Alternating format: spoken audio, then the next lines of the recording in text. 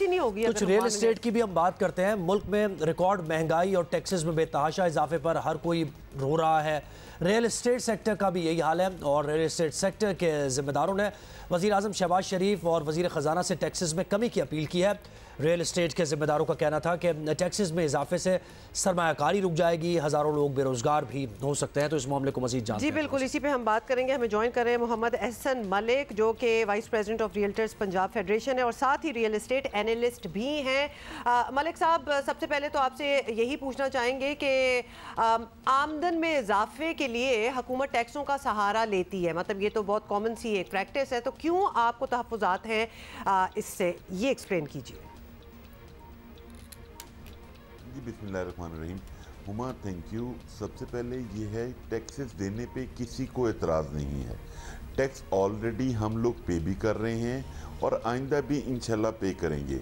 हमें सिर्फ हुकूमत के इक़दामात से और जो इमैच्योर हरकतें हैं उन पे एतराज़ात हैं।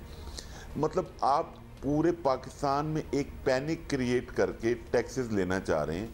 आपने एक सुपर टैक्स अनाउंस किया, उसका एक रिज़ल्ट आपको ये मिला, स्टॉक मार्केट 2500 पॉइंट नीचे आ गई। जिस मतलब अभी वो टैक्सेस इम्पोज नहीं हुए, 1 जुलाई से इम्पोज होने हैं। मिफ्ता साहब ने आते साथ ही रियल एस्टेट सेक्टर को टारगेट करने की बात की। इसी तरह उस सेक्टर में भी पैनिक आ गई। हमने तजावीज़ दी, मिफ्ता साहब को मिले। हम ये नहीं कहते हम टैक्स देने को तैयार नहीं हैं या आपको टैक्स नहीं लेना चाहिए। हम ये कहते हैं आप गुड टैक्सेस की तरफ आएँ, आप ऐसा सोल्यूशन लेकर आएँ जिस पे पूरा पाकिस्तान खुशी से अपने पाकिस्तान के लिए टैक्स पे करेगा। मतलब लाइक आप ऐसे ब्लंडर्स करें कि आप फर्जी डीम रेंटल इनकम चार्ज करें, जिस प्रॉपर्टी से मुझे कोई इनकम नहीं आ रही मैं उस पर टैक्स पे करूं। आपने लेना है आप नॉन यूटिलाइजेशन चार्जेस पे नॉर्मल 75 रुपये स्क्वायर फीट आप हर प्रॉपर्टी पे लेना शुरू कर दें और वो कोई बंदा माइंड नहीं करेगा और आपको इतना रेवेन्यू जनरेट हो जाएगा जो आपका टारगेट है उससे प्लस पैसे आ जाएंगे।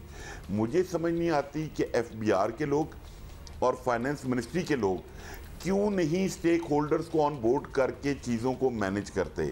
अभी कल जो टर्न अराउंड कॉन्फ्रेंस हुई है, अगेन उसमें रियल एस्टेट सेक्टर की कोई रिप्रेजेंटेशन नहीं थी। उससे पहले प्री बजट कॉन्फ्रेंस हुई है, उसमें रियल एस्टेट सेक्टर की रिप्रेजेंटेशन नहीं थी।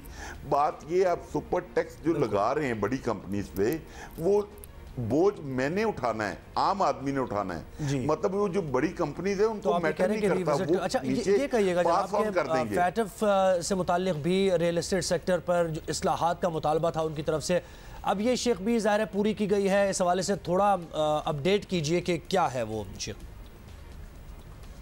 अच्छा ज़ेब भाई, इस पे भी ना एक अजीब सा एक बना हुआ है। मतलब सबसे ज़्यादा सेक्रीफाइस इस रियल एस्टेट सेक्टर कम्युनिटी ने किया पाकिस्तान के लिए। अंडरस्टैंड किया कि फैटफ की ग्रे लिस्ट से पाकिस्तान को बाहर निकलना चाहिए। PTI की गवर्नमेंट अपना क्रेडिट लेना चाह रही है, नून लीग की गवर्नमेंट अपनी फॉरेन पॉलिसी के तहत कहती है कि हमारा काम है, जबकि जिनका असल रोल था, जिन्होंने पूरे पाकिस्तान में रियल एस्टेट सेक्टर ने अपने आप को एज ए DNFBP रजिस्टर करवाया।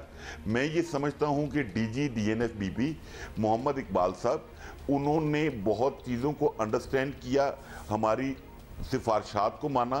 स्पेशली मिलिट्री ऑपरेशन डायरेक्टरेट में जो कोऑर्डिनेशन कमेटी थी उसने अंडरस्टैंड किया, हमारे साथ मिलके सेमिनार्स किए और उसके बाद पाकिस्तान में जितने भी बिल्डर्स, डेवलपर्स थे या रियल एस्टेट एजेंट्स थे, वो उनको DNFBP में रजिस्टर करवाया गया। तो वो अभी ये सब लोग तालियां बजा रहे हैं। अभी अल्हम्दुलिल्लाह ये फैटफ की जब टीम आएगी तो इंशाल्लाह ताला वो कंप्लाइंस हमने दिखानी है, हमने ऑन साइट विजिट करवाने हैं अपने ऑफिस के कि हम रिकॉर्ड कीपिंग कैसे करते हैं। बात ये है, आप जिसका ड्यू क्रेडिट है, हमने सेक्रीफाइस किया, पाकिस्तान के लिए किया, आपके ऊपर कोई एहसान नहीं किया, लेकिन बजट के अंदर आप हमें ही मतलब हमारा मौशी कत्ल करने पे चल पड़े। वो खुदारा होश के नाखून लें, लोग टैक्स देने को तैयार हैं। नेगेटिव परसेप्शन खत्म करें। मिफ्ता साहब, शहबाज शरीफ साहब, आपसे गुजारिश है, लोग आप ने ऐसा माहौल क्रिएट कर दिया है, नेगेटिव परसेप्शन खत्म किया जाए, पैनिक की सूरत हाल को खत्म किया जाए, गैर यकीनी सूरत हाल खत्म की जाए। बहुत शुक्रिया मोहम्मद एहसन मलिक साहब, आपने सजेशन जो दी वो पहुंच भी गई गवर्नमेंट तक اور یہ آپ کی بات بالکل صحیح ہے کہ ریئل اسٹیٹ سیکٹر اور کنسٹرکشن سیکٹر کا چلتے رہنا ضروری ہے، کیونکہ اس سے جڑی جو انڈسٹری ہے، sanitary, cement, would, appliances, tiles, grocery, machinery, یہ ساری صنعت اس سے جڑی ہوئی ہے۔ تو یہ کہ جو تحفظات ہیں ان کو دور کیا جائے اور معیشت کے پہیے کو چلتا رہنے دیا جائے، یہ ایک بڑی اہم اور ضروری بات ہے۔